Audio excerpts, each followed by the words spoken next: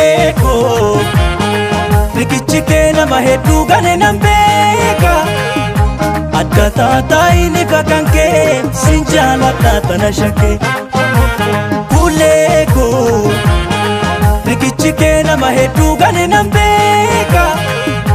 Adda taataa inni fakkaan kee sin jaaladha tana shakkee. Sin jaaladha tana shakkee sin jaaladha.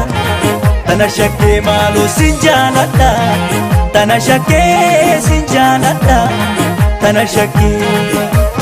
Fuullee koo jaalalli kee ulfaate harka isaatu galeera.